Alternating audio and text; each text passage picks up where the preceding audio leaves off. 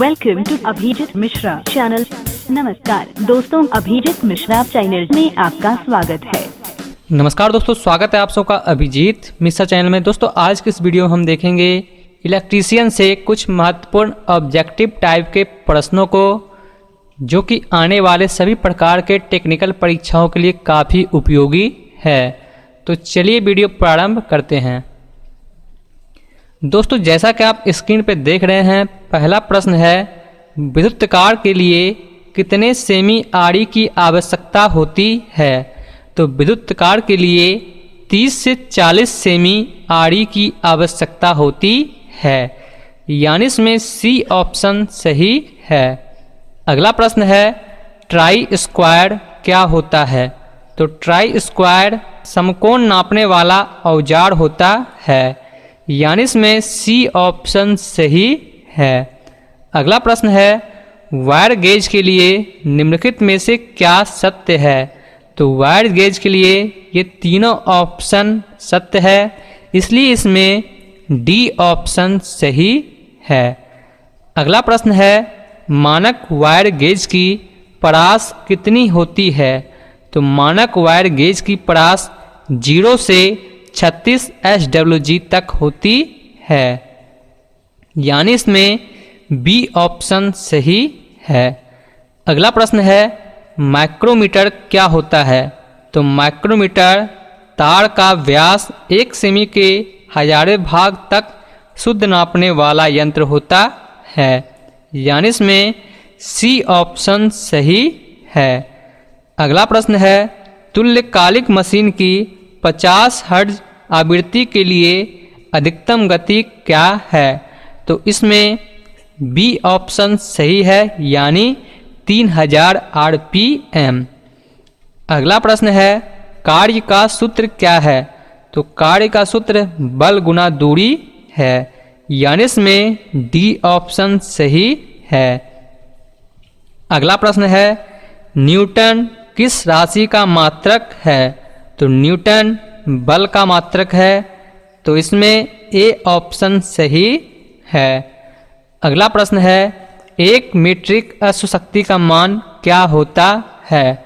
तो एक मीट्रिक अश्वशक्ति का मान 735.5 वाट्स होता है, यानी इसमें बी ऑप्शन सही है। अगला प्रश्न है निम्नलिखित में से कौन स्थितिज ऊर्जा है। तो इनमें बी ऑप्शन सही है, यानी mgh। अगला प्रश्न है निम्नलिखित में कौन सी गतिज ऊर्जा है। तो इसमें ए ऑप्शन सही है, यानी 1/2 mv²।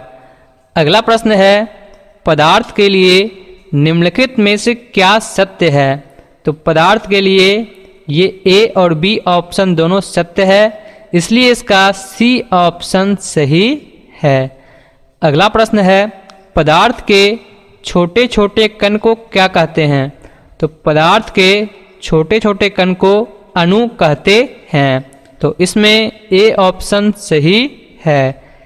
अगला प्रश्न है प्रोटॉन इलेक्ट्रॉन से कितना गुना भारी होता है। तो प्रोटॉन इलेक्ट्रॉन से 1845 गुना भारी होता है, यानी इसमें डी ऑप्शन सही है। अगला प्रश्न है तत्व क्या होता है। तो तत्व केवल एक ही प्रकार के परमाणुओं से बने पदार्थ तत्व कहलाते हैं, यानी इसमें ए ऑप्शन सही है। अगला प्रश्न है विद्युत धारा का मान किस इकाई में व्यक्त किया जाता है। तो विद्युत धारा का मान एम्पियर्स की इकाई में व्यक्त किया जाता है, यानी इसमें बी ऑप्शन सही है। अगला प्रश्न है विद्युत वाहक बल की इकाई क्या होती है। तो विद्युत वाहक बल की इकाई वोल्ट होती है, यानी इसमें सी ऑप्शन सही है। अगला प्रश्न है विभवांतर की इकाई क्या होती है। तो विभवांतर की इकाई वोल्ट होती है, यानी इसमें सी ऑप्शन सही है। अगला प्रश्न है प्रतिरोध की इकाई क्या होती है? तो प्रतिरोध की इकाई ओम होती है, यानी इसमें डी ऑप्शन सही है। अगला प्रश्न है, विद्युत धारा के प्रमुख प्रभाव निम्नलिखित में से कौन है? तो विद्युत धारा के प्रमुख प्रभाव इनमें से सभी हैं, यानी ए ऑप्शन, बी ऑप्शन और सी ऑप्शन, ये तीनों हैं। तो इसलिए इन डी ऑप्शन सही है। अगला प्रश्न है, सोल्डरिंग कैसे की जाती है? तो सोल्डरिंग इन तीनों विधि के द्वारा की जाती है, इसलिए इनमें डी ऑप्शन सही है। अगला प्रश्न है, नाइक्रोम क्या होती है? तो नाइक्रोम 80% निकेल प्लस 20% क्रोमियम की मिश्र धातु है, यानी इसमें ए ऑप्शन सही है। अगला प्रश्न है, यूरेका क्या है? तो यूरेका 40% निकेल प्लस 60% तांबा है, यानी इसमें बी ऑप्शन सही है। अगला प्रश्न है, अच्छे चालक के निम्नलिखित में से क्या गुण होने चाहिए? तो अच्छे चालक के इनमें तीनों ऑप्शन के गुण होने चाहिए, इसलिए इसमें डी ऑप्शन सही है।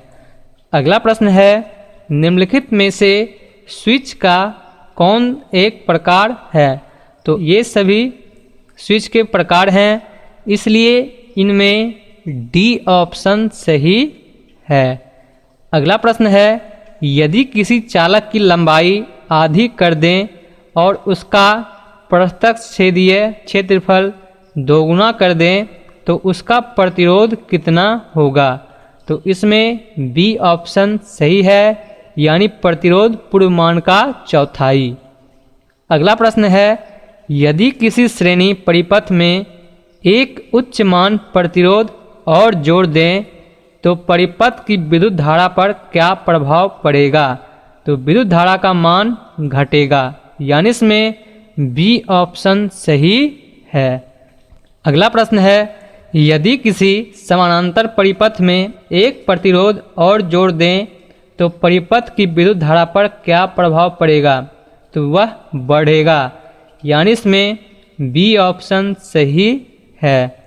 अगला प्रश्न है, यदि 20 किलो ओम प्रतिरोध मान वाले प्रतिरोधक के समानांतर क्रम में 5 ओम मान का एक प्रतिरोध जोड़ दें तो कुल प्रतिरोध कितना होगा? तो इसमें ए ऑप्शन सही है, यानी 5 ओम से कम। अगला प्रश्न है, यदि 1000 वाट मान के हीटर को 1 घंटा तक प्रयोग करें तो कितने यूनिट विद्युत खर्च होगी? तो इसमें डी ऑप्शन सही है, यानी 1 यूनिट। अगला प्रश्न है, 100 वाट्स का लैंप 10 घंटे में कितने यूनिट विद्युत खर्च करेगी?